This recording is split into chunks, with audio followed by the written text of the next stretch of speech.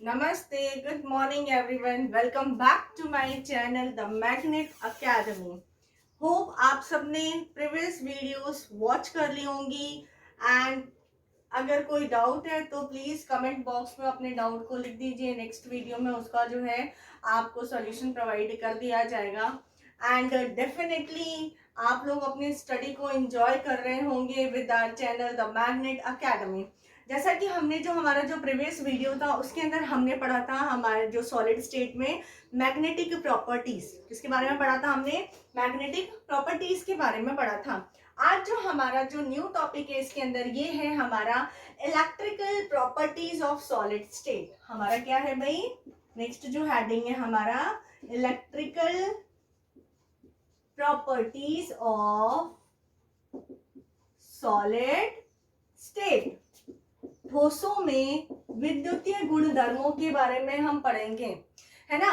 तो भाई विद्युतीय गुणधर्म इलेक्ट्रिसिटी की वजह से किस तरीके से ये कंडक्टेंस को रिप्रेजेंट करते हैं, इनकी कंडक्टिविटी पर, इनकी चालकता पर क्या फर्क पड़ता है, उसके अकॉर्डिंग जो है हमने यहाँ पर सॉलिड को जो है इनकी कंडक्टेंस के अकॉर्डिंग, इनकी कंडक्टिविटी या चालकता के अनुसार जो है इसको तीन भागों में, 3 टाइप्स में जो है हमने इसको क्लासिफाई किया है। तो मैं क्या बोल दूं? अकॉर्डिंग टू देयर कंडक्टिविटी, चालकता के आधार पर, चालकता के आधार पर सॉलिड स्टेट्स जो है इनके अंदर इनको जो है 3 पार्ट्स में डिवाइड किया गया है। ठीक है, कंडक्टर्स, चालक, कंडक्टर्स, चालक, हिंदी में हम क्या कहते हैं इसको? चालक। फिर हम कहते हैं इनको इंसुलेटर। क्या कहते हैं? इंसुलेटर। हिंदी में कहा जाता है इनको कुचालक। Next one is semiconductor. Next one is semiconductor. इसको हम हिंदी में क्या कहते हैं? अर्ध चालक। देखिए हम यहाँ पर जो है कंपैरेटिव स्टडी ही करेंगे ताकि चीजों को समझने में आसानी रहे, उन्हें लर्न करने में आसानी रहे, है ना। तो कंडक्टर्स की जब मैं बात करूं भाई, चालक क्या होते हैं? जो इलेक्ट्रिसिटी को कंडक्ट करते हैं, है ना। Substances,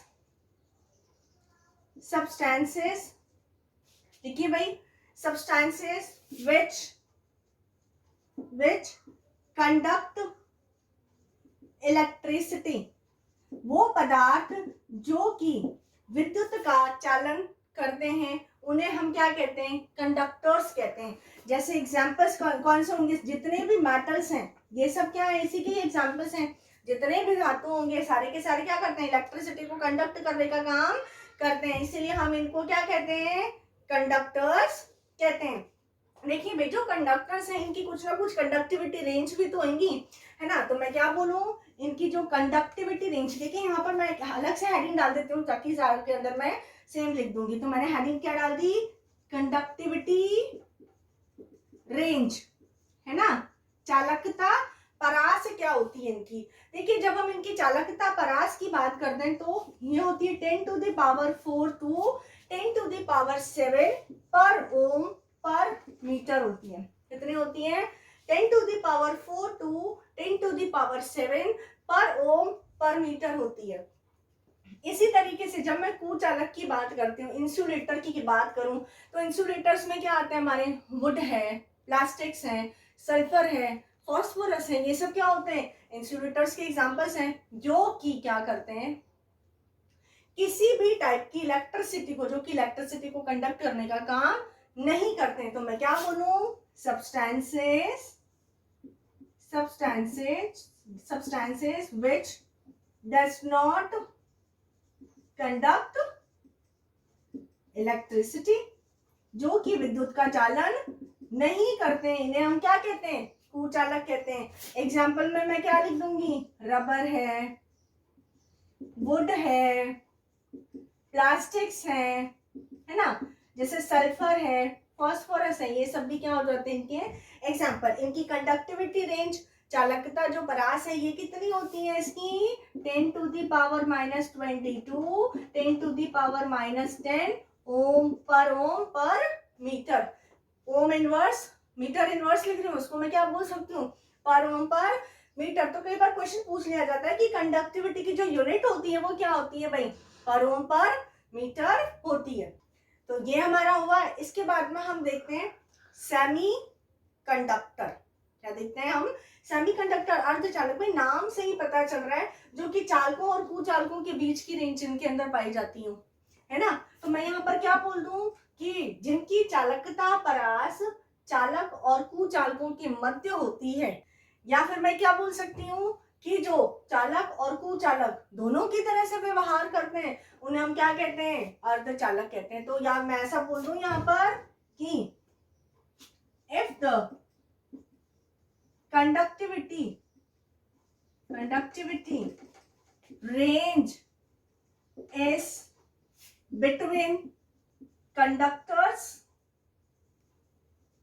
and insulators are called semiconductors. It means क्या हो गया, इनकी जो कंडक्टिविटी रेंज होती है ये कितनी होती है, 10 टू दी पावर -6 से लेकर के 10 टू दी पावर 4 पर ओम पर मीटर होती है। तो ना ये जो कंडक्टिविटी रेंज है, आपको इस रेंज को बिल्कुल टिप्स पे रखना है भाई, कि जो कंडक्टर्स हैं इनकी 10 to the power 4 to 10 to the power 7 per ohm per metre. Insulator के लिए 10 टू दी पावर -20 से 10 to the power -10 per ohm per metre. And in this semiconductors conductivity ranges between 10 to the power -6 to 10 to the power 4 पर ohm per metre होती है। अब देखिए जब हम इनकी बात करते हैं कंडक्टर्स की, तो मैं ये पॉइंट्स इरेज कर रही हूँ। आप जो इन्हीं के नीचे, जैसे फर्स्ट पॉइंट हो गया, सेकंड एग्जांपल का हो गया, थर्ड आपकी कंडक्टिविटी रेंज का पॉइंट हो गया, तो फोर्थ पॉइंट आप इसके नीचे स्टार्ट करेंगे। ठीक है, मैं इन पॉइंट्स को इरेज कर रही हूँ और उसके बाद नेक्स्ट पॉइंट को आपको क्लियर कर देती हूँ। तो देखिए ये जो चालक होते हैं, है ना, तो देखिए ये जो चालक होते हैं, कंडक्टर्स होते हैं, ये फर्दर टू टाइप्स के होते हैं। कितने टाइप्स के होते हैं, 2 टाइप्स के होते हैं। जो कंडक्टर्स होते हैं फर्दर 2 टाइप्स के होते हैं। ठीक है, फर्स्ट हो जाता है इसके अंदर इलेक्ट्रोलाइटिक कंडक्टर, एंड सेकेंड होता है इसके अंदर मेटेलिक कंडक्टर। हिंदी में कहा जाता है इसको धात्विक चालक, और इसको कहा जाता है विद्युत अपघटनी चालक। विद्युत अपघटनी चालक हम इसको कहते हैं। देखिए भाई जो मेटेलिक कंडक्टर्स होते हैं, जो भी मेटेलिक कंडक्टर्स होते हैं, इनके अंदर जो है जो इलेक्ट्रिसिटी का फ्लो होता है वो इलेक्ट्रॉन्स के थ्रू होता है। जो मेटेलिक कंडक्टर्स होते हैं इनके अंदर जो है इलेक्ट्रिसिटी का जो फ्लो होता है इलेक्ट्रॉन्स के थ्रू होता है। तो मैं यहाँ पर क्या बोलूं, हियर इन दिस या हियर इलेक्ट्रिसिटी फ्लो फ्रॉम या flow through electron, and in this electricity flow through ions. यहाँ पर जो है विद्युत का प्रवाह इलेक्ट्रॉनों के कारण होता है, जबकि इलेक्ट्रोलाइटिक कंडक्टर में विद्युत का प्रवाह आयनों के कारण होता है। इलेक्ट्रॉन्स के कारण जब विद्युत का प्रवाह हो रहा है, इलेक्ट्रिसिटी का फ्लो होता है, तो किसी भी टाइप की केमिकल चेंजेस नहीं होते हैं। मैंने क्या बोला, जब ऐसा कुछ होता है तो किसी भी टाइप की केमिकल चेंजेस नहीं होते हैं। तो मैं इसके अंदर नेक्स्ट पॉइंट क्या लिख सकती हूँ, नो केमिकल चेंजेस ऑकर, है ना, कि इसके अंदर कोई भी रासायनिक परिवर्तन नहीं होता है। जबकि इलेक्ट्रोलाइटिक कंडक्टर्स में क्या होते हैं, केमिकल चेंजेस होते हैं। तो मैं यहाँ क्या लिखूंगी, केमिकल चेंजेस ऑकर, है ना, कि रासायनिक परिवर्तन होते हैं। अब हम इनके ऊपर देखते हैं कि ताप का प्रभाव इन पर किस तरीके से पड़ता है। तो देखिए जो कंडक्टर्स होते हैं, जो भी कंडक्टर्स होते हैं, जो चालक होते हैं, टेम्परेचर के साथ में ताप के बढ़ने के साथ साथ जो है इनकी चालकता कम होती जाती है। क्या होती है, टेम्परेचर के साथ साथ में मैं क्या बोलूं, कंडक्टिविटी जो इनकी होती है, कंडक्टिविटी चालकता जो होती है टेम्परेचर के साथ साथ में जैसे जैसे टेम्परेचर को इंक्रीज करेंगे तो या तो ये क्या होगी, घटेगी, और ये अगर घटाएंगे टेम्परेचर को तो ये क्या होती है, बढ़ती है। जबकि इंसुलेटर में टेम्परेचर और इनकी जो कंडक्टिविटी होती है, चालकता जो होती है, ये एक दूसरे के डायरेक्टली प्रोपोर्शन होता है, यानी कि टेम्परेचर को बढ़ाने पर चालकता बढ़ती है और टेम्परेचर को घटाने पर चालकता भी घटती है। सेमीकंडक्टर्स के लिए भी सेम यही कि टेम्परेचर जो होता है ये कंडक्टिविटी के डायरेक्टली प्रोपोर्शनल होते हैं, कि ताप को बढ़ाने पर चालकता बढ़ती है, ताप को घटाने पर चालकता घटती है। कहाँ पे आपको ध्यान रखना है भाई, इस चीज के लिए ध्यान रखना है कि कंडक्टर्स में क्या हो जाता है, टेम्परेचर को इंक्रीज करने पर कंडक्टिविटी डिक्रीज होती है और टेम्परेचर को डिक्रीज करने पर कंडक्टिविटी जो है इंक्रीज होती है, ऑपोजिट वर्क करता है यहाँ पर ये। तो इज इट क्लियर? होप आप सबको ये चीज जो है, जनरल चीजें आपको समझ में आ गई होंगी, है ना। अब देखिए इसके बाद में जो हमारा नेक्स्ट टॉपिक है ये हमारा band theory. Okay, so I am going to erase it. Hope आप लोगों ने इसको उतार लिया होगा, और नहीं अगर नोट डाउन किया है तो टेक स्क्रीनशॉट। ओके, नाउ इसी के अंदर हम देखते हैं बैंड थ्योरी, बैंड सिद्धांत। देखिए भाई बैंड का जो फॉर्मेशन हो जाता है, देखिए जब हम इसके बारे में देखते हैं तो दो टाइप के बैंड बनते हैं, है ना। जो ये बैंड थ्योरी जब हम देखते हैं तो एक तो वैलेंस बैंड बनता है और एक बनता है आपका कंडक्शन बैंड, है ना। संयोजकता बैंड और कंडक्शन बैंड जो आपका ये बन जाता है चालकता बैंड बन जाता है। तो हम देखें कि ये किस तरीके से होता है। तो मैंने क्या बोला भाई, बैंड थ्योरी, बैंड सिद्धांत। देखिए जो सबसे पहली बात तो ये कि जो बैंड थ्योरी होती है वो किस पर बेस्ड होती है, बहुत ही इंपॉर्टेंट क्वेश्चन है। It is based on MOT, it is based on MOT. MOT की फुल फॉर्म क्या होती है, आप सबको पता है, 11th में पढ़ चुके हैं आप लोग, मॉलिक्यूलर ऑर्बिटल थ्योरी। हिंदी में कहा जाता है आणविक कक्षक सिद्धांत या अणु कक्षक सिद्धांत। तो बहुत इंपॉर्टेंट है। On which theory it is based, it's based on MOT और मॉलिक्यूलर ऑर्बिटल थ्योरी। अब जो हम बैंड थ्योरी देखते हैं वो किसके लिए देखेंगे, कंडक्टर्स के लिए देखेंगे, सेमीकंडक्टर्स के लिए देखेंगे और इंसुलेटर के लिए, चालक है, अर्धचालक है, कुचालक है, इनके लिए देखेंगे। तो हम यहाँ पर क्या देखते हैं कि किस तरीके से एनर्जी का गैप वगैरह बनता है। तो हमारा यहाँ पर तो क्या होता है भाई, एनर्जी, और इस साइड जो है हम अपने जो है कंडक्टर्स हैं, ओके, सेमीकंडक्टर्स हैं, इंसुलेटर्स हैं, इनको शो कर देते हैं, इंसुलेटर्स के लिए और सेमीकंडक्टर्स के लिए। देखिए भाई जो अब यहाँ पर दो टाइप के बैंड की बात आती है, तो एक जनरल अगर मैं एग्जांपल से समझाऊं, जैसे सिलिकॉन है, सिलिकॉन कितने नंबर पर है, 14 नंबर पर होता है। अगर मैं इसका इलेक्ट्रॉनिक कॉन्फ़िगरेशन लिखूं तो क्या होगा, 1s2 2s2 2p6 3s2 और 3p, 2 4 10 12 और 2 14। ऊपर वाले क्या बताते हैं, नंबर ऑफ इलेक्ट्रॉन। अब आपको पता है इसके अंदर 3d तो है ही, तो आउटर मोस्ट शेल के अंदर तो यही तो है ना। तो अब आउटर मोस्ट शेल के अंदर देखिए कुछ तो ऐसे शेल्स हैं जो कि फिल्ड है और कुछ ऐसे शेल्स हैं जो कि कैसे हैं भाई, इनकम्प्लीट है, जो कि इनकम्प्लीट है, ठीक है। तो इसके अंदर जो पार्शियली फिल्ड बैंड होते हैं ये कहलाता है आपका वैलेंस बैंड, और जो एम्प्टी बैंड होते हैं उनको हम कहते हैं कंडक्शन बैंड कहते हैं। क्या कहते हैं, कंडक्शन बैंड या चालकता बैंड हम इनको कहते हैं। तो यहाँ पर मैं ऐसा बोल सकती हूँ कि वैलेंस शेल जो होते हैं, जो वैलेंस शेल है, संयोजी जो कोश होते हैं, ये कितने टाइप्स के बैंड बना रहे हैं, दो टाइप्स के बना रहे हैं। एक तो कौन सा, वैलेंस बैंड, और दूसरा कौन सा, कंडक्टेंस बैंड, है ना, चालकता बैंड और संयोजी बैंड। हिंदी में इसको कहा जाता है संयोजी बैंड और इसको कहा जाता है चालकता बैंड कहा जाता है। अब आपको पता है कि भाई वैलेंस बैंड कौन से, जिनके अंदर इलेक्ट्रॉन्स हैं, एंड ऑब्वियसली जो चीजें फिल्ड होंगी उनका क्या होगा, प्रेशर होगा तो वो नीचे की तरफ शिफ्ट होगी। तो वैलेंस बैंड जो है नीचे की तरफ होता है और कंडक्शन बैंड जो है ऊपर की तरफ रहता है, ठीक है। जब हम कंडक्टर्स के लिए जब देखते हैं तब देखिए इनके अंदर क्या होता है, ये जो कंडक्टेंस बैंड और ये जो हमारा वैलेंस बैंड है, इनके बीच में किसी भी टाइप का एनर्जी गैप नहीं पाया जाता है। या फिर क्या हो जाता है कि यही जो होते हैं, है ना, जो बैंड होते हैं, कंडक्टेंस बैंड और कौन सा बैंड, दूसरा वैलेंस बैंड, ये आपस में ओवरलैप होते हैं, यानी कि एक के ऊपर दूसरा भी होता है। तो इसमें तो क्या, ये एक के ऊपर एक ओवरलैप होते हैं।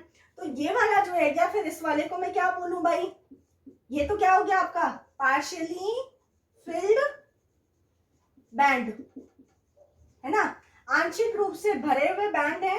और ये कौन सा है, एम्प्टी बैंड, खाली बैंड है, एम्प्टी बैंड, खाली बैंड है। ठीक है, जो एम्प्टी बैंड होता है इसी को ही हम क्या कहते हैं, कंडक्टेंस बैंड। क्या कहते हैं हम, कंडक्टेंस बैंड कहते हैं, चालकता बैंड कहते हैं। जबकि पार्शियली फिल्ड जो बैंड होता है हम इसको क्या कहते हैं भाई, वैलेंस बैंड कहते हैं, वैलेंस बैंड। अभी आगे जब मैं बनाऊंगी ना तो उसमें कंडक्टेंस बैंड को मैं सीबी से और वैलेंस बैंड को मैं वीबी से रिप्रेजेंट कर दूंगी, बट आपको जो इनकी कंप्लीट नेम्स लिखने हैं, ठीक है, फुल फॉर्म्स लिखने हैं। अब ये कौन सा बैंड है भाई, ओवरलैप्ड बैंड है, फिल्ड तो है ही, ये कैसा बैंड है, ओवरलैप बैंड है। और कौन सा बैंड है भाई, ये वैलेंस बैंड है। और ये कौन सा है, कंडक्टेंस बैंड है। अब इनके बीच में देखिए भाई, किसी भी टाइप का एनर्जी गैप नहीं पाया जा रहा है। जब इनके बीच में किसी भी टाइप का एनर्जी गैप नहीं है, no energy gap is present. जब किसी भी टाइप का एनर्जी गैप नहीं है तो क्या हो जाता है भाई, इलेक्ट्रॉन इजीली मूव फ्रॉम कहां से कहां को, भाई एनर्जी गैप है नहीं तो जाहिर से जब जिसके अंदर से भरा हुआ खाली वाले में तो जाएगा, तो इलेक्ट्रॉन कहां से कहां को मूव कर जाएंगे, वैलेंस बैंड से कंडक्टेंस बैंड में। तो मैं क्या बोलूं, electron easily move from valence band to conductance band. तो क्या हो जाएगा, इलेक्ट्रॉन आसानी से संयोजी बैंड से चालकता बैंड के अंदर जो है कूद जाता है या जंप कर जाता है। तो ये तो बात हो गई हमारी कंडक्टर्स के लिए। किसके लिए बात हो गई हमारी, कंडक्टर्स या चालक जो है इनके लिए बात हो गई। ठीक है, तो मैं इसको इरेज कर दूं ताकि मैं आगे जो है इंसुलेटर्स के लिए बता दूं। ओके, अब देखिए भाई, जब हम इंसुलेटर्स की बात करते हैं, यहाँ पर जब भी हम इंसुलेटर्स की बात करते हैं इस टाइम में देखिए कैसे हम करें। इंसुलेटर्स के लिए भी ये क्या है, वैलेंस बैंड, ठीक है, और ये क्या है इधर, कंडक्टेंस बैंड है, एम्प्टी बैंड है, और ये क्या है, फिल्ड बैंड या पार्शियली फिल्ड बैंड होता है।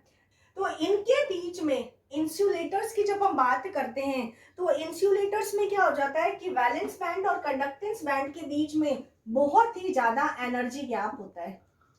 ठीक है, एनर्जी गैप हाई होता है, जो कि कितना होता है, ये जो एनर्जी गैप होता है, ठीक है, ये जो एनर्जी गैप है ये 5 इलेक्ट्रॉन वोल्ट से ज्यादा होता है। इसीलिए इस गैप को या इस जोन को हम इसे और किस नाम से जानते हैं, इस गैप को फॉरबिडन जोन के नाम से भी जानते हैं, फॉरबिडन जोन के नाम से भी हम इसको जानते हैं। ठीक है, अब इसके अंदर देखिए गैप बहुत ज्यादा जब होता है, गैप जब बहुत ज्यादा होता है तो इलेक्ट्रॉन्स जो होते हैं वैलेंस बैंड से कंडक्टेंस बैंड के अंदर इजीली मूव नहीं कर पाते हैं, मूवमेंट ही इनके अंदर नहीं होती है। और जब कोई मूवमेंट ही नहीं होगा, कोई जंपिंग ही नहीं होगी, तो वहां पे इलेक्ट्रिसिटी क्या होंगे भाई, फ्लो नहीं होगा। और ये किस तरीके से वर्क करते हैं, एज ए इंसुलेटर। तो मैं यहाँ पर क्या कह दूं, एनर्जी गैप के ज्यादा होने की वजह से electron can not jump from valence band to conductance band and behaves as a insulator कि एनर्जी गैप ज्यादा होने से, ऊर्जा अंतराल ज्यादा होने की वजह से इलेक्ट्रॉन जो है संयोजकता बैंड से चालकता बैंड के अंदर जंप नहीं कर पाते या शिफ्ट नहीं हो पाते, जिसकी वजह से इलेक्ट्रिसिटी का कंडक्शन, विद्युत का चालन नहीं होता है और ये इंसुलेटर कुचालकों की तरह व्यवहार करते हैं। क्लियर है एवरीवन, है ना? इतना क्लियर। अब हमारा जो थर्ड आता है वो कौन सा आता है? सेमीकंडक्टर्स। नाम से पता चल रहा है कि सेमीकंडक्टर्स जो है इंसुलेटर और कंडक्टर्स के बीच वाली जो प्रॉपर्टीज को रखते हैं। तो मैं यहीं पर इन चीजों को क्लियर कर देती हूँ, है ना? आपको क्या करना है, ये जो गैप है ना इसको कम बनाना है बस, क्योंकि इनके बीच का गैप बहुत ही कम होता है। ओके, तो ये गैप देखिए, ये क्या है आपका?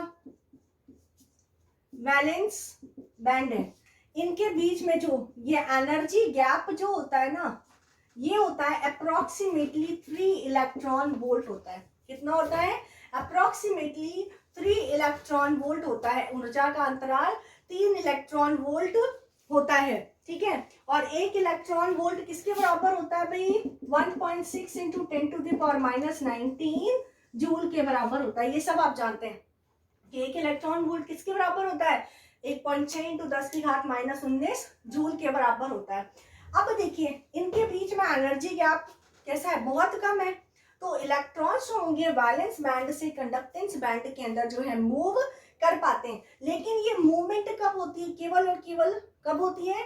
जब नॉर्मल टेम्परेचर होता है या रूम टेम्परेचर होता है। अब दोनों के बीच का वर्क कर रहा है। अब इंसुलेटर की तरह कब काम करेंगे भाई? इंसुलेटर के बीच वाली भी तो रेंज है। तो इंसुलेटर के लिए कब काम करते हैं? जब जीरो, जब एब्सोल्यूट टेम्परेचर होता है, परम शून्य ताप जब होता है ना, तब उस टाइम में जो इलेक्ट्रॉन्स होते हैं ये जो है कंडक्टेंस बैंड से वैलेंस बैंड में मूव करने की कैपेसिटी रखते हैं, ठीक है? कब? 0 केल्विन टेम्परेचर पर। तो ये तो कब बात हुई? जब हमारे नॉर्मल टेम्परेचर की बात है, नॉर्मल रूम टेम्परेचर की बात होती है। लेकिन अगर मैं बोलूं एट एब्सोल्यूट टेम्परेचर, परम शून्य ताप पर, at absolute temperature, electron can move from conductance band to valence band, है ना? परम शून्य ताप पर इलेक्ट्रॉन चालकता बैंड से संयोजी बैंड में कूद जाते हैं या आने के लिए कैपेबल होते हैं या सक्षम होते हैं। जैसे ही सक्षम हो गए तो ये तो खाली हो गया ना, अब थोड़ी इसके अंदर कोई इलेक्ट्रॉन है। तो उस टाइम में ये किसके तरह बिहेव करता है? इंसुलेटर की तरह, and behaves as a insulator. Is it clear? किसकी तरह बिहेव करता है? ये कुचालकों की तरह व्यवहार करने लग जाता है। तो नोट डाउन कर लीजिए। तो आप लोग जो है इसको नोट डाउन कर लीजिए या स्क्रीनशॉट लीजिए। तो मैंने अभी आपको जो बैंड थ्योरी बताई उसमें सबसे इंपॉर्टेंट क्या है कि एमओटी बेस्ड होती है, मॉलिक्यूलर ऑर्बिटल थ्योरी पर बेस्ड है, जो कि हमने कंडक्टर्स के लिए, सेमीकंडक्टर्स के लिए और इंसुलेटर के लिए देखा। कंडक्टर्स में तो क्या है भाई, उनके बीच में या तो ओवरलैपिंग हो जाती है दोनों बैंड के बीच में, या कोई भी एनर्जी गैप नहीं होता है, जिससे इलेक्ट्रॉन्स जो है इजिली मूव कर जाते हैं या जंप कर जाते हैं। जबकि जब इंसुलेटर की बात करती हूँ तो उनके बीच में जो एनर्जी गैप होता है वो 5 इलेक्ट्रॉन वोल्ट से भी ज्यादा होता है। एनर्जी गैप ज्यादा होने से वैलेंस बैंड से जो इलेक्ट्रॉन होते हैं इसके अंदर जंप करने में कैपेबल नहीं होते हैं। तो जब मैं सेमीकंडक्टर्स की बात करती हूँ तो इलेक्ट्रॉन वैलेंस बैंड से कंडक्टेंस बैंड में भी जंप कर पाते हैं, और यही इलेक्ट्रॉन कंडक्टेंस बैंड से वैलेंस बैंड में भी जंप कर पाते हैं। लेकिन इसके लिए क्या है, कंडीशंस होती हैं। जब नॉर्मल टेम्परेचर है तब तो ये नीचे से ऊपर की तरफ शिफ्ट हो रहा है, इलेक्ट्रॉन जंप कर रहा है। लेकिन जब एब्सोल्यूट जीरो टेम्परेचर होता है, यहाँ पर एब्सोल्यूट जीरो टेम्परेचर, परम शून्य ताप होता है, तब इलेक्ट्रॉन ऊपर से नीचे की तरफ क्या हो जाते हैं, यहाँ पर ये शिफ्ट कर पाते हैं। और जब ये शिफ्ट हो जाते हैं तो उस टाइम में किसकी तरह, इंसुलेटर की तरह बिहेव करते हैं, कुचालकों की तरह व्यवहार करने लग जाते हैं। तो this point is also very important here. पूछ लेता है कि किस कंडीशन पे जो सेमीकंडक्टर्स हैं वो इंसुलेटर की तरह बिहेव करते हैं at absolute zero temperature. Is it clear? Hope कि आपको ये चीजें समझ में आ गई होंगी, है ना? अगर समझ में आ रही है तो लाइक करें, शेयर करें एंड सब्सक्राइब करें भाई, ज्यादा से ज्यादा शेयर करें चैनल को, है ना? ताकि और भी स्टूडेंट जो है हमारे साथ जुड़ सकें। तो बैंड थ्योरी हो गई हमारी, है ना। अब बैंड थ्योरी के बाद में जब हम बात करते हैं सेमीकंडक्टर्स में इलेक्ट्रिसिटी कंडक्टेंस जो होता है वो किस तरीके से होता है, तो हमारा जो नेक्स्ट टॉपिक है ये है conduction of electricity in semi conductor. अब इसमें देखिए जो सेमीकंडक्टर्स होते हैं ये दो टाइप के होते हैं। मैं यहाँ पे सेमीकंडक्टर को एससी से रिप्रेजेंट कर रही हूँ, ठीक है। तो ये जो सेमीकंडक्टर्स होते हैं दो टाइप के होते हैं भाई। एक तो होता है इंट्रिंसिक सेमीकंडक्टर, नैज अर्धचालक, और दूसरा होता है एक्सट्रिंसिक सेमीकंडक्टर। इस इंट्रिंसिक सेमीकंडक्टर को जो हम कहते हैं प्योर सेमीकंडक्टर भी कहते हैं, शुद्ध अर्धचालक कहते हैं, जबकि एक्सट्रिंसिक सेमीकंडक्टर को हम इम्प्योर सेमीकंडक्टर भी कहते हैं। और हम क्या कहते हैं इसको, इम्प्योर सेमीकंडक्टर भी हम इसको कहते हैं। इम्प्योर के साथ साथ ही इसका जो अदर नेम हो जाता है ये है डोपिंग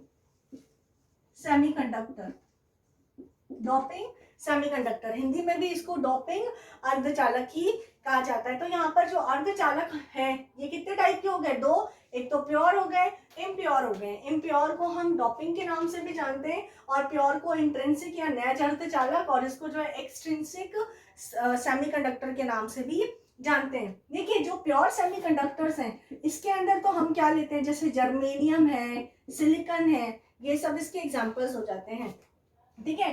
तो इनके अंदर तो हम प्योर कब बोलेंगे, ठीक है, हम प्योर कब कहेंगे, जिन एलिमेंट के अंदर नंबर ऑफ इलेक्ट्रॉन्स और नंबर ऑफ होल्स ये दोनों इक्वल हो। तो मैं क्या बोलूंगी, in this number of electron and number of holes are equal.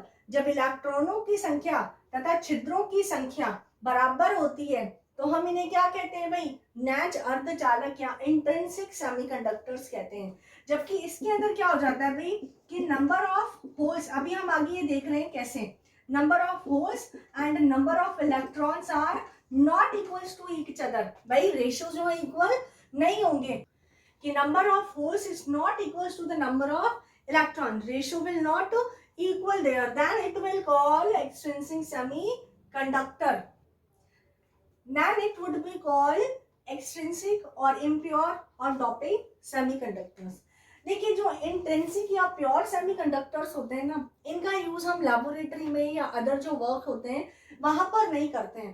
तो इन क्यों नहीं करते हैं, क्योंकि इनकी जो कंडक्टिविटी होती है, इनकी जो चालकता होती है ना वो बहुत कम होती है।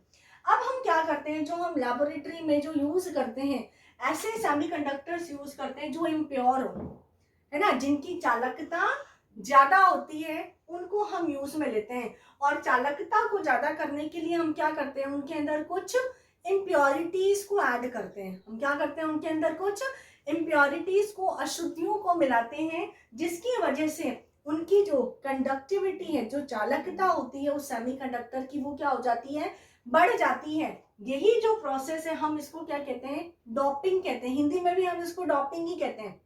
क्या कहते हैं, डोपिंग कहते हैं। और जो इम्प्योरिटी मिला रहे हैं, जो भी इम्प्योर सब्सटेंस हम मिला रहे हैं उसे हम कहते हैं डोपेंट। क्या कहते हैं हम इसको, डोपेंट। में हिंदी में भी यही चीजें हैं, ठीक है, तो आपको कंफ्यूज नहीं होना है। तो फिर हम देखते हैं यहाँ पर नेक्स्ट डोपिंग। पहले हम देखें कि डोपिंग क्या होता है भाई। हिंदी में भी यही बोलते हैं हम इसको, है ना, डोपिंग। लिखिए एडिंग डोपिंग। देखिए the process of adding an appropriate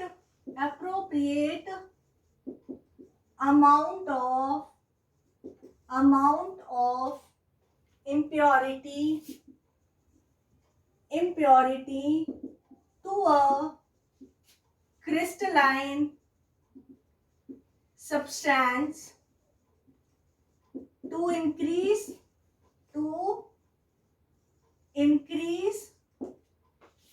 their their conductivity is called doping, is called doping, is called doping। तो मैंने क्या बोला, वो वह प्रोसेस जिसके अंदर किसी क्रिस्टलाइन पदार्थ के अंदर एक निश्चित मात्रा में अशुद्धि को मिला करके उसकी चालकता को बढ़ाया जाता है, निश्चित मात्रा में अशुद्धि को मिला करके उस पदार्थ की चालकता को बढ़ाया जाता है। तो हम इस प्रोसेस को, इस प्रक्रम को क्या कहते हैं, डोपिंग कहते हैं। और जिस सब्सटेंस को मिलाया है हमने, कौन सा, इम्प्योर सब्सटेंस, उसे हम क्या कहते हैं, dopant. And added impure substance are called dopant, है ना। जो अशुद्धि को मिलाया जाता है, जिस अशुद्ध पदार्थ को मिलाया जाता है उसे हम क्या कहते हैं, डोपेंट कहते हैं। भाई इंपॉर्टेंट है, पूछ लेता है हमसे, ठीक है, उतार लीजिए इसको। अब जब डोपिंग करते हैं, है ना, तो इम्प्योरिटीज को मिला रहे हैं। तो ये जो इम्प्योरिटीज होती हैं ये दो टाइप की हो सकती हैं, है ना, ये दो टाइप की हो सकती हैं। कौन कौन सी, मैं इसको इरेज करती हूँ, आप लोगों ने उतार लिया होगा, है ना। तो अब देखिए, जो इम्प्योरिटी हम मिला रहे हैं, अब ये इम्प्योरिटी कैसे हो सकती है, इलेक्ट्रॉन रिच इम्प्योरिटीज भी हो सकती हैं और इलेक्ट्रॉन डेफिशिएंट इम्प्योरिटीज भी हो सकती हैं। तो मैंने क्या बोला कि दो टाइप के मिला सकते हैं। एक तो हम कौन सा, इलेक्ट्रॉन रिच इम्प्योरिटी, इलेक्ट्रॉन धनी अशुद्धियां, है ना। इलेक्ट्रॉन रिच इम्प्योरिटीज को ही हम और क्या कहते हैं, एन टाइप, एन टाइप, ठीक है। और दूसरा जो है हमारा इलेक्ट्रॉन डेफिशिएंट इम्प्योरिटीज और पी टाइप, ठीक है। इलेक्ट्रॉन रिच इम्प्योरिटी और N type semiconductor and P type semiconductors. हम क्या कहेंगे इनको भाई, सेमीकंडक्टर्स। जो इलेक्ट्रॉन रिच इम्प्योरिटी या एन टाइप जो सेमीकंडक्टर्स होते हैं, ये एज अ डोनर वर्क करते हैं, दाता की तरह वर्क करते हैं। जबकि जो इलेक्ट्रॉन डेफिशिएंट या पी टाइप जो सेमीकंडक्टर्स होते हैं, ये जो है एक्सेप्टर, ग्राही की तरह वर्क करते हैं। ये क्या होते हैं भाई, ग्राही होते हैं, work as a acceptor and that one is work as a donor. अब देखिए, जब मैं इसमें बात करती हूँ यहाँ पर एन टाइप सेमीकंडक्टर्स, एक कंपैरेटिव स्टडी हम कर लेते हैं यहाँ पर, और मैंने दूसरा बोल दिया है पी टाइप सेमीकंडक्टर्स। देखिए भाई, एन टाइप सेमीकंडक्टर का मतलब होता है नेगेटिव, एन का क्या मतलब है यहाँ पर, नेगेटिव, और पी का क्या मतलब होता है, पॉजिटिव।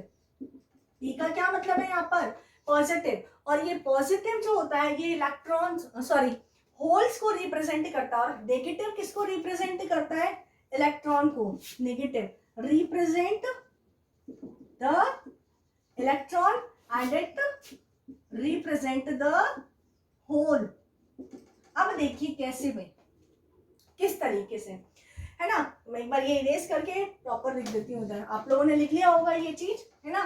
तो हम देखिए, जैसे सिलिकॉन जर्मेनियम है, 14th ग्रुप के एलिमेंट है। अब आप लोग पढ़ चुके हैं 14th ग्रुप एलिमेंट।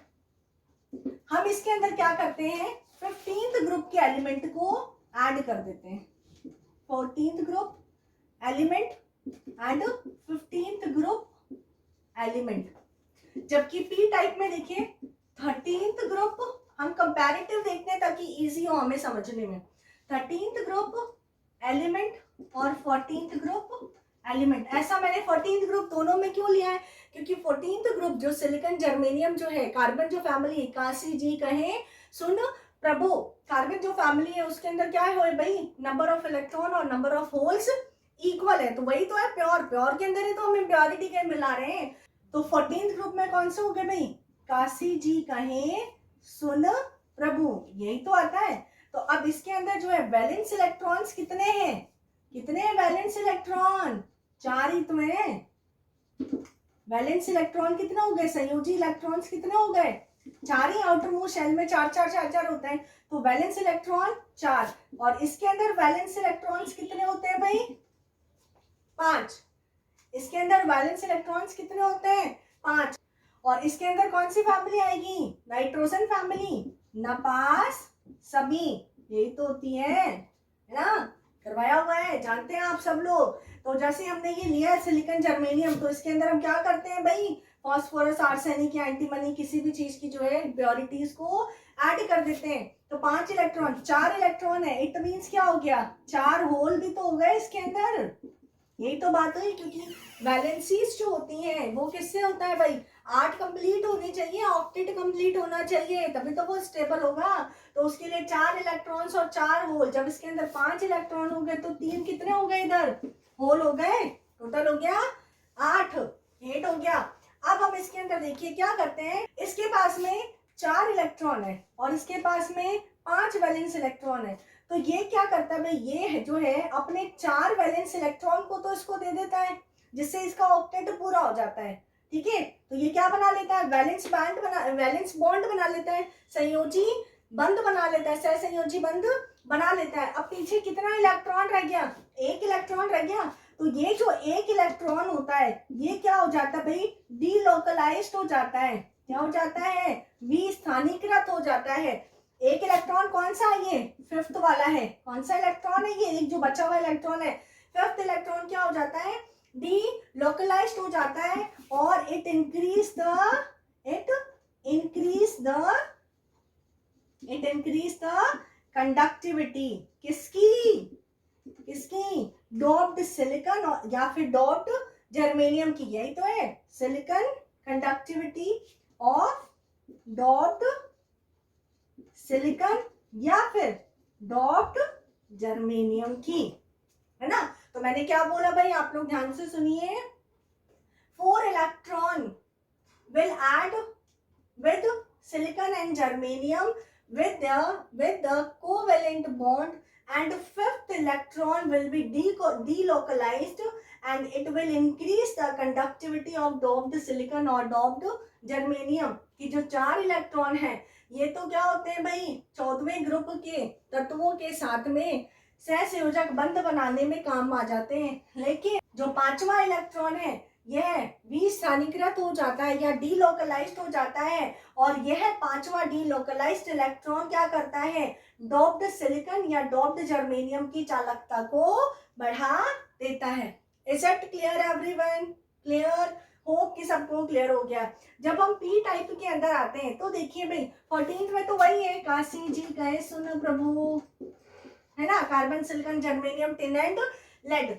जब हम इसकी 13th ग्रुप की बात करते हैं तो कौन सा? बोरोन फैमिली, बाल गंगाधर इंडियन तिलक, यही तो आता है। अब इसके अंदर कौन सा है भाई? ये कार्बन फैमिली। 4 वैलेंस इलेक्ट्रॉन्स है इसके अंदर, जबकि इसके अंदर कितने होते हैं? 3 वैलेंस इलेक्ट्रॉन्स होते हैं।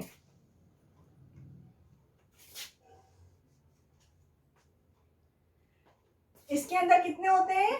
3 वैलेंस इलेक्ट्रॉन्स होते हैं। अब क्या हुआ भाई? जैसे ही हम इनकी अशुद्धियों को मिलाते हैं तो जो 3 वैलेंस इलेक्ट्रॉन तो इसके साथ में काम में आ गए, 3 वैलेंस इलेक्ट्रॉन तो काम में आ गए, लेकिन फिर भी ऑक्टेट तो पूरा नहीं हुआ ना। तो एक और जो है, एक और अभी बाकी है ना, तो वो क्या होता है? उसके आसपास जो अदर इलेक्ट्रॉन्स होते हैं, वो जो भी सब जो इलेक्ट्रॉन्स होते हैं वो अपने इलेक्ट्रॉन को उनको दे देते हैं। तो इसके पास में कितने इलेक्ट्रॉन है? 3 वैलेंस इलेक्ट्रॉन है। जैसे हम क्या करते हैं, इनकी अशुद्धियों को इनके साथ मिलाया जाता है तो 3 जो इलेक्ट्रॉन है वो तो इसके साथ वर्क कर जाते हैं, लेकिन अभी भी यहाँ पर क्या है? 1 इलेक्ट्रॉन मिसिंग है ना। 1 इलेक्ट्रॉन की कमी होती है या 1 इलेक्ट्रॉन मिसिंग होता है, तो हम इसको क्या कहते हैं? इलेक्ट्रॉन वैकेंसी कहते हैं। क्या कहते हैं हम इसको? इलेक्ट्रॉन वैकेंसी, या फिर हम क्या कहते हैं इसको?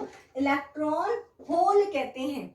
अब देखिए क्या होता है भाई, एक इसके पास कमी है तो इसके जो पास वाला जो एडजेसेंट एटम होता है, ये जो नेबरिंग एटम होता है, पड़ोसी जो अणु होता है या परमाणु जो होता है, ये क्या करता है?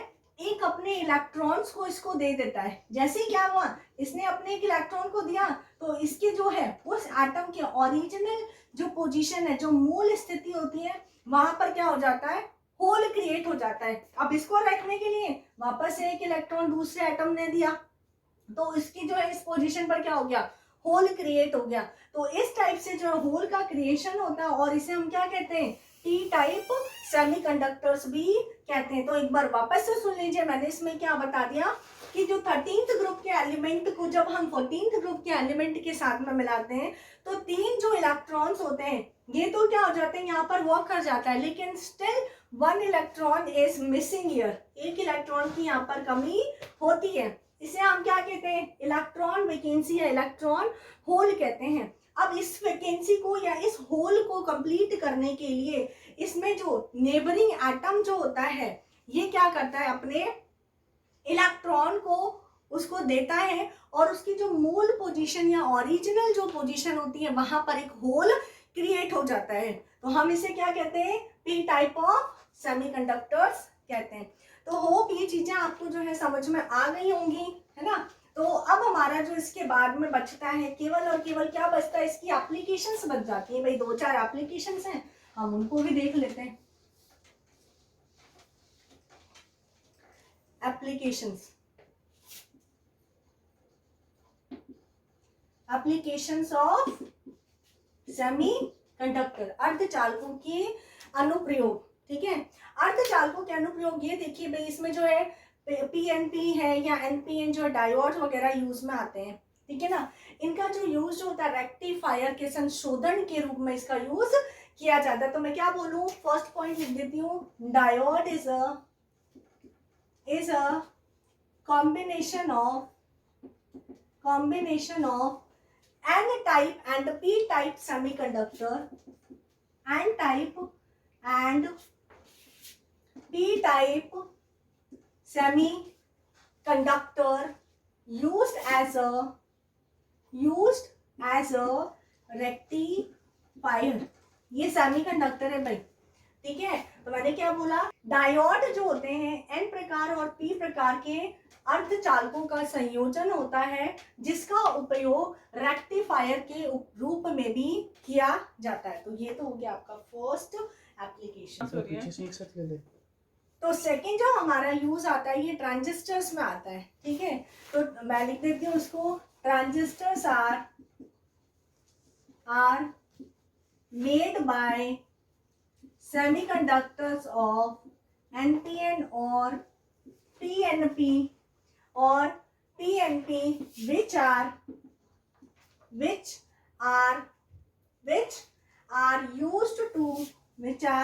used to detect or amplify radio or audio signals, transistors NPN और पीएनपी प्रकार के अर्धचालकों से मिलकर के बने होते हैं जिसका उपयोग रेडियो और ऑडियो सिग्नल को प्राप्त करने में किया जाता है। देखिए जो इसका थर्ड यूज है, सोलर सेल जो है, एक जो है अच्छा जो है फोटो डायोड होता है। ठीक है, solar cell is an efficient photodiode for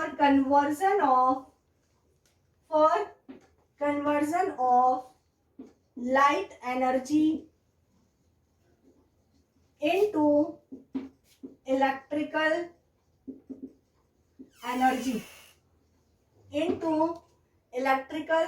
energy. तो सौर सेल जो है एक अच्छा फोटो डायोड होता है जिसका उपयोग प्रकाश ऊर्जा को विद्युतीय ऊर्जा में परिवर्तित करने के लिए किया जाता है। ठीक है, फोर्थ जो है हमारा एक सेमीकंडक्टर है गैलियम आर्सेनाइड, GaAs, है ना। ये जो है बहुत ही फास्ट और सेंसिटिव होता है। कैसा होता है, ये बहुत ही संवेदी होता है, फास्ट सेंसिटिव होता है, इसका जो है फास्ट रेस्पॉन्स देता है, जिसकी वजह से हम सिंबल्स को डिटेक्ट कर सकते हैं। तो मैं क्या लिखूं, gallium arsenide, gallium arsenide, gallium arsenide GaAs have very fast response to get any symbol, है ना, कि गैलियम आर्सेनाइड जो है बहुत ही तेज और संवेदी होते हैं, जिनसे किसी भी संकेतों को तुरंत पहचाना जा सकता है। गैलियम आर्सेनाइड बहुत ही तीव्र संवेदी होते हैं, जिनसे संकेतों को तुरंत प्राप्त किया जा सकता है, या फिर ये संकेतों को तुरंत पहचानने में समर्थ होते हैं। तो ये हमारी हो गई एप्लीकेशंस ऑफ सेमीकंडक्टर्स। तो जो हमारी इलेक्ट्रिकल प्रॉपर्टीज हैं आज की क्लास में खत्म हो चुकी हैं। होप आप लोगों को चीजें समझ में आई होंगी। अगर कुछ भी क्वेरीज हो तो आप कमेंट सेक्शन में जो अपने कमेंट को पुट कर दीजिए, और रेगुलरली हमारे साथ जो है हमारे टच में बने रहिए, और वीडियोस को कंटिन्यूस देखते रहिए, ताकि आपकी जो भी क्वेरीज हैं वो सॉल्व हो सके। और अगर आपने मेरी प्रीवियस वीडियोस को नहीं देखी हैं तो डिस्क्रिप्शन बॉक्स में नीचे लिंक दिया गया है, आप उस पर क्लिक करके आप प्रीवियस वीडियोस को देख सकते हैं। So keep watching our videos and stay tuned with us. Thank you.